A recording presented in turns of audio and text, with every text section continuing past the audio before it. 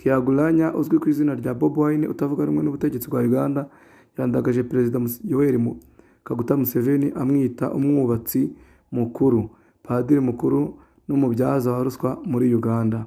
Uyu mugabo ukuriye ishyaka National Unity Platform itavuga rumwe n'ubutegetsi yasubizaga Museveni ku butumwa yanditse ku rubuga rwe rwa X ashimira abakuriye amadini muri Uganda kubw'ubutumwa baherukaga gutanga bamagana ruswa.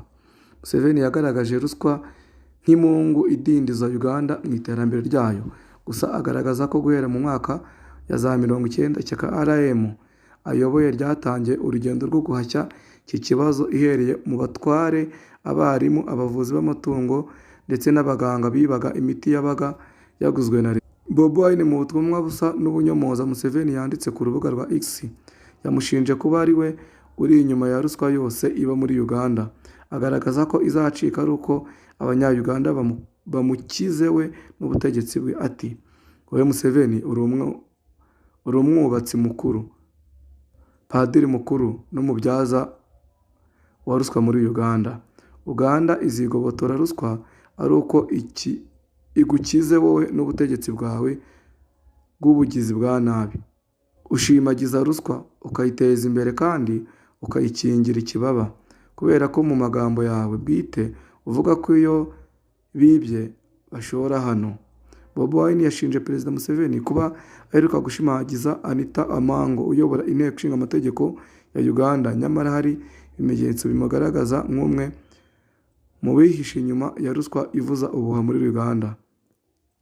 Ku bwa Bobi Wine ngo kuba Museveni ashimagiza Amango bifite aho bihurira no kuba aheruka guha zimwe mu nyubako z'ibitaro bye amazina y'umuhungu we n'umugore we. Uyu munyapolitiki kandi yavuze ko ibyo ashinja Museveni bishimangirwa no kuba uwahoze ari umugenzuzi mukuru w'imari ya leta muri Uganda yaragerageje gukora iperereza ku bayobozi barya ruswa agasanga ari we ubari inyuma.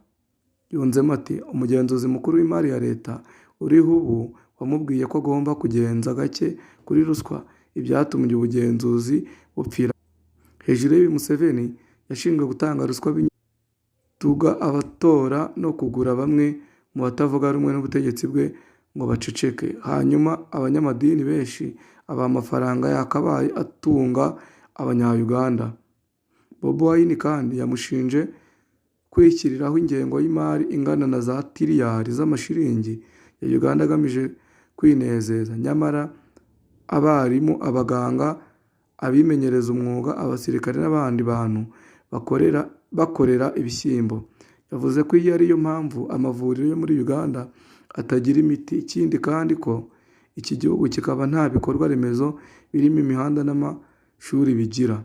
Bobi Wine yabwiye Museveni ko nta burenganzira afite bwo kuvuga kuri ruswa, yongamo ati, ukwiye guceceka kuko dusebereza igihugu, ntabwo ukwiye kuba uvugira abantu barya ruswa ngo ukomeze kugira icyo ubivugaho.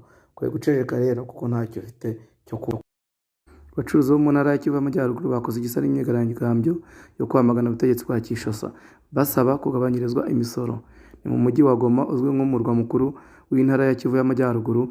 Abacuruzi banze gukingura amaduka basaba leta ya Perezida Felix Tshisekedi kubakuriraho imisoro, aho bemeza ko leta yayihanitse. Babashije kuganira na BBC bo muri abo bacuruzi bayibwiye ko bafashe icyemezo cyo kudafungura amaduka mu rwego rwo guhatira guverinoma ya Kinshasa kugabanya imisoro.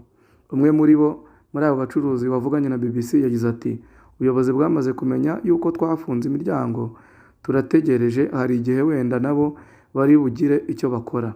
Natwe turakomeza kubotsa igitutu kugira ngo batwakire tube twavugana na guverineri kugira ngo arebe uko yatuvugira mu nzego zo hejuru.